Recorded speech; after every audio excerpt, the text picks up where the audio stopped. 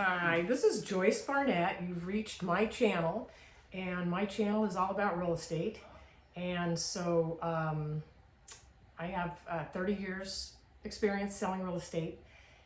And so anyway, hopefully you'll find this channel informing to you.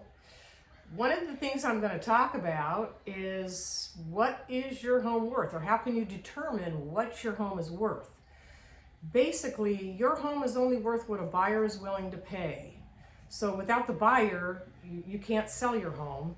So, and also you would want a realtor to do a market analysis of your house, which they pull comps in your neighborhood to give you an idea of what has sold, what's pending, what's active in your area, and they will compare that to your house versus how many square feet, and as far as upgrades are concerned, and all that, to determine what your home is estimated to be as far as price is concerned.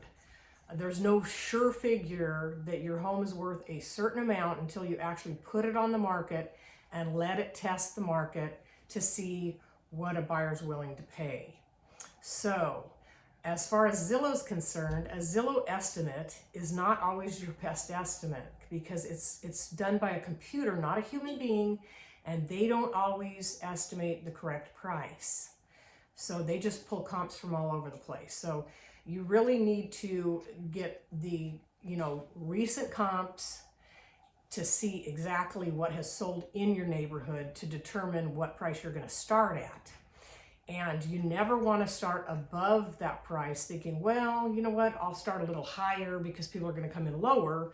But that can actually go against your prices of what you want for the home, because the longer you sit on the market, the longer it shows active, and the more that a buyer is going to come in lower thinking they've been listed for a long time.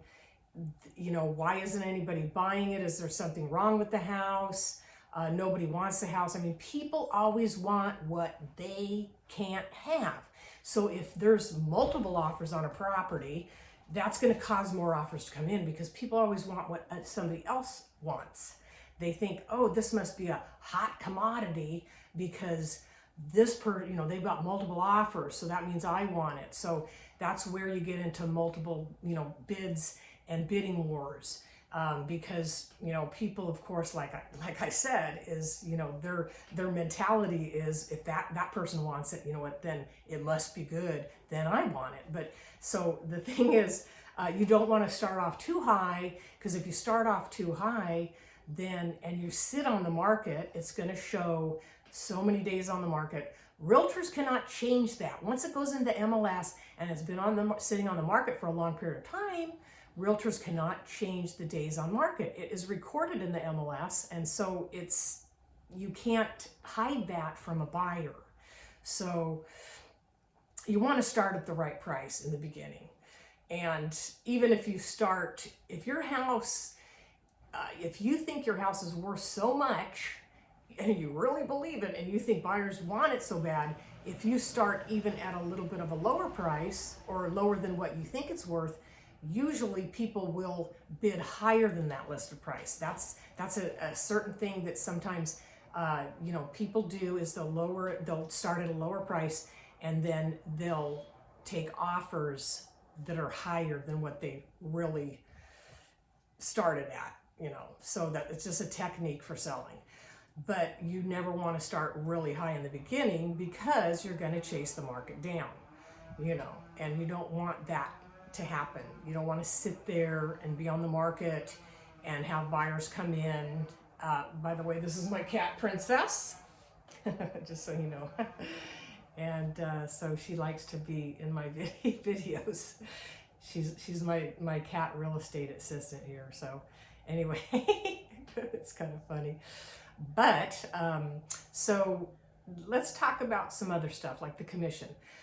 The commission's changed, and a lot of people are wondering, how does that work now? Well, let me give you a little bit of insight.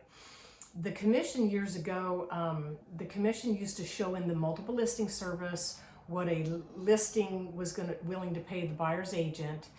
The commission was always a certain amount of what was negotiated with the listing agent, and then the listing agent would put it in the MLS at a certain amount to get other realtors to show the house.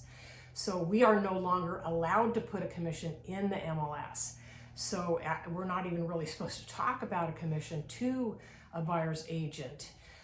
There's normally how it works now, because everything has changed, is when they come in with the offer, they have to write a commission on the offer if they are asking for seller compensation. And that normally would go on the offer, and then the commission is given whatever is on the offer negotiated in the purchase contract. That amount of commission would go to the buyer's agent, and the buyer has a contract signed with their agent on how much commission the agent is charging. And if the seller doesn't pay that commission, then it would be the responsibility for the buyer to pay it, because it's on the buyer broker agreement, and they're supposed to have that signed before they start showing you property. So that's some of the stuff that's changed since the NAR lawsuit. There was a big lawsuit with the National Association of Realtors over that. So they've changed the paperwork and the way the commission is distributed. Okay, so anyways, another little thing I was going to talk about was how to get your house ready for sale, which there's lots that you can do to get your house ready. The first thing that comes to my mind is to definitely have the house cleaned, professionally cleaned, or you clean it really good to get it ready. And then also to spruce little things up to kind of make it look better. I always say, if you have a lot of stuff in your house, a lot of clutter, it might be a good idea to take 2/3 of everything down and just leave 1/3 up. Because if you have a lot of stuff, buyers have a tendency to actually get confused on how much stuff's in the house, and they you know, it's bare minimum is always better when selling. Staging is great. You know, if you don't have the money to stage, then, you know, there are tactics where you can kind of stage it yourself, but definitely getting rid of stuff, boxing it. You're going to move anyway, boxing it up, putting it in boxes in the garage or in a storage unit, and leave 1/3 out of the nicest stuff. You know, even get rid of some furniture. You know, it's a true fact that most people have too much furniture in their houses. People tend to keep buying, and then their house is kind of over furnished, which then actually makes it show smaller. So even getting rid of some of the furniture or putting it in storage helps open up space. What you want to do is try to open up space to your home when you are listing it on the market. You want it to show bright, airy, and spacious. One other thing, painting. If you paint the interior of your home, or even do touch-up painting, anything that's going to make it look brighter, lighter, is going to help your home sell. I've always seen people get every single money back when they paint the inside of the property to make it look better and show brighter. You will get every penny back on that. So that's just one of the tips as far as getting it ready for sale. I'm trying to think of anything else that I want to cover today. How about remodeling the home? Does remodeling help it? Because I see a lot of people, and I've seen a lot of people actually wait till they're going to sell their home before they get granite countertops in the kitchen to spruce it up for selling. That does help. That helps sell the home. The nicer the home looks, then of course it's going to trigger buyers' interest. Will you get every penny back on that upgrade? It's not necessarily true that you're going to get every dime back, but I have seen if people do spruce up and put like granite countertops in, it's going to make the kitchen show nicer and trigger more interest. Or new appliances help too. You know, all stainless steel appliances, having them all match. I mean, what you don't want to have a white stove and then, you know, a black dishwasher, and you don't want it, you know, mixing everything up. You want to kind of stay with the same color tone. You know, if you have all white appliances, don't go buy a black appliance, or don't go buy a stainless steel. Kind of try to keep them all the same color. That definitely helps the kitchen look nicer. And kitchen upgrades, people do see more money from kitchen and bathroom upgrades when selling their home. So it does help sell the house, having the kitchen and the bathrooms upgraded. Okay, so that kind of gives you an idea on that.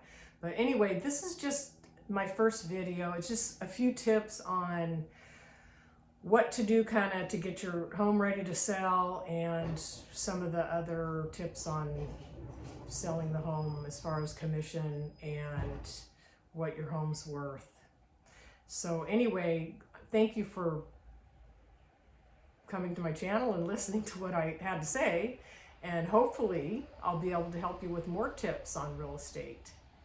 All right, so if you can, please like this video and maybe subscribe if you want to follow me to get more tips on real estate.